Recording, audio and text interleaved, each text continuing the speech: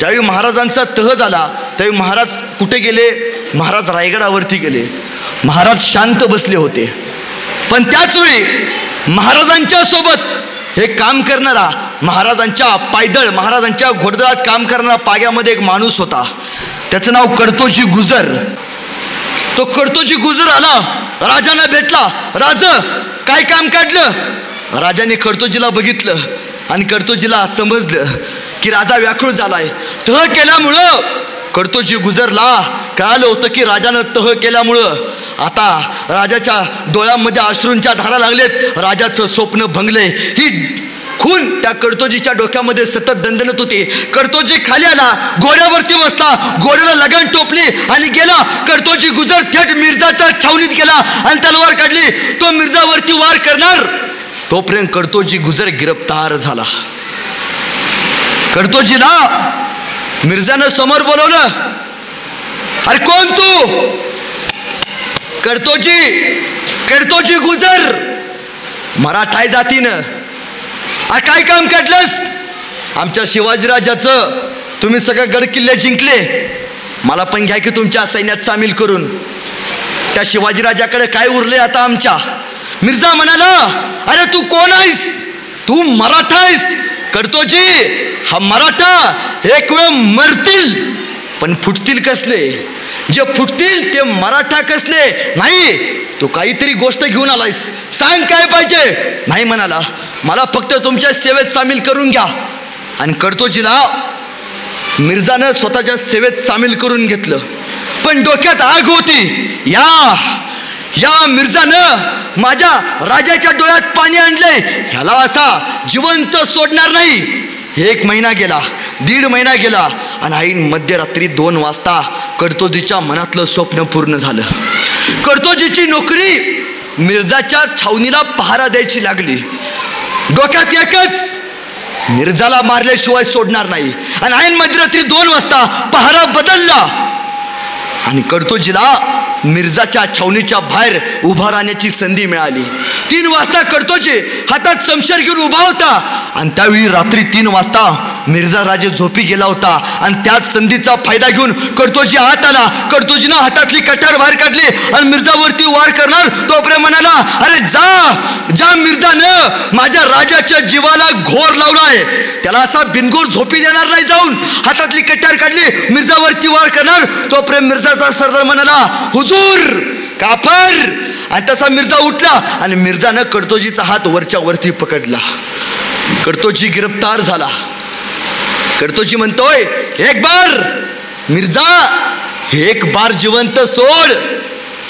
तुला कडतोजी गुजर काय आहे ते सांगतो, एकदा जिवंत सोड. मिर्झा, वाघ आणि मराठे उग कधी कुणाच्या नादाला लागत नाहीत. वाघ आणि मराठे उग कधी कुणाच्या नादाला लागत नाहीत, पण आमच्या नादाला कुणी लागलं तर त्याला फाडल्याशिवाय सोडत नाहीत. थांबला तिथंच. तरी तो मिर्झा कडतोजीला म्हणतोय, बोल तुला काय पाहिजे? काय नाही रे, मला सोनं नाणं नको, मला माझ्या राजाचं स्वप्न पूर्ण करायचं, हिंदवी स्वराज्य जिंकलेले गडकिल्ले माघारी दे. मिर्झा उठून उभा राहिला. मिर्झानं आपली राजपुती तलवार मागवली, राजपुती तलवार हातात धरली आणि मिर्झानं ती तलवार कडतोजीच्या हातात दिली आणि कडतोजीला म्हणतोय, जा, तुझी बहादुरी मला आवडली, जाऊन सांग तुझ्या राजाला जाऊन सांग, जोपर्यंत छत्रपती शिवाजी महाराजांकडं तुझ्यासारखे मराठे आहेत तोपर्यंत छत्रपती शिवाजी महाराजांच्या केसाला सुद्धा हात लागणार नाही. कडतोजी माघारी आला. ही खबर महाराजांना कळाली आणि महाराजांनी कडतोजीचा सत्कार केला. आणि महाराज म्हणतात, कडतोजी तुम्ही काय प्रताप केलात, आजपासून तुम्ही कडतोजी गुजर नाही, आजपासून तुम्ही प्रतापराव गुजर. आणि तेव्हापासून जे कडतोजी गुजर सैन्यामध्ये काम करत होते ते महाराजांच्या सरसेनापती प्रतापराव गुजर म्हणून पदी नियुक्त झाले. प्रतापराव म्हणजे महाराजांचा 3रा डोळा. हे जे सिंधवी स्वराज्य महाराष्ट्रात आणलं ना, हे प्रतापराव गुजरांनी आणलं. पण त्यावेळी बेलोल खान नावाचा सरदार या स्वराज्यामध्ये आला होता आणि त्या बेलोलनं इथली रयत खुले आम छायला चालू केली. बघेल तिकडे रक्त रक्त. महाराजांनी सांगितलं प्रतापराव जावा, त्या बेलोलचा बंदोबस्त करा. प्रतापराव घोड्यावरती बसले, बेलोलच्या छावणीवरती गेले आणि एक तुटून पडले. बेलोल गिरफ्तार झाला. त्या बेलोल म्हणतोय, राव एकदा माफी द्या, प्रतापराव एकदा माफी द्या.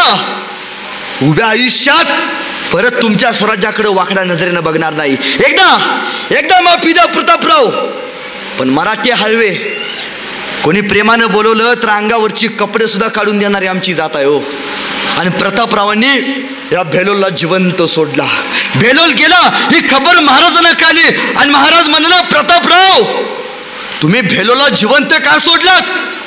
तो बेलोल म्हणजे सापाची जात, आज ना उद्या फिरून आपल्यावरती दंश करणारच.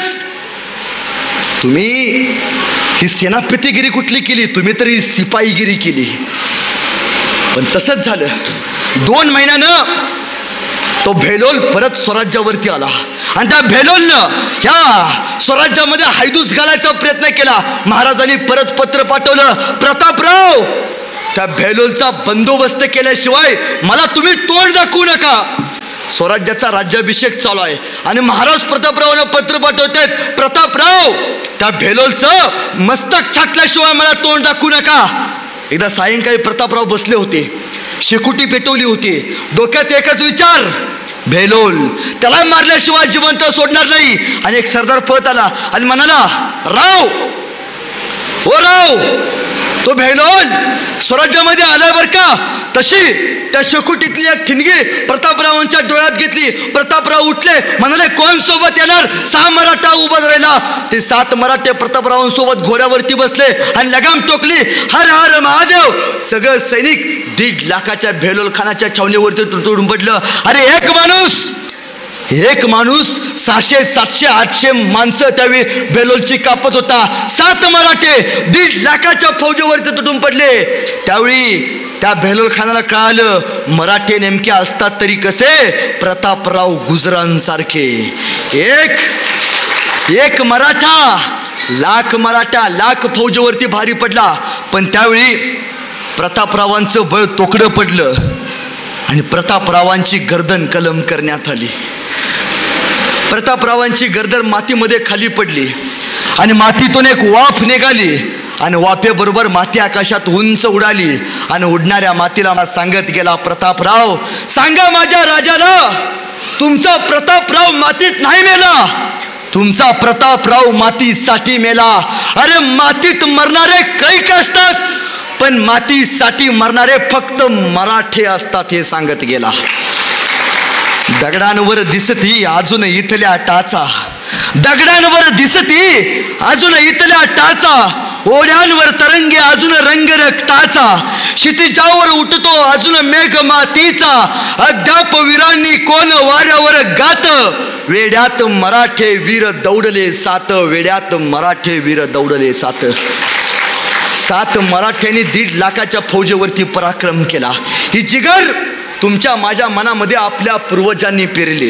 या मातीतला एखादा ढेकूळ उचला आणि तो ढेकूळ पाण्यावरती टाका, त्या पाण्यावरती आलेला लाल तरंग या मातीसाठी बलिदान दिलेला आपल्या मर्द मराठ्यांचा असेल.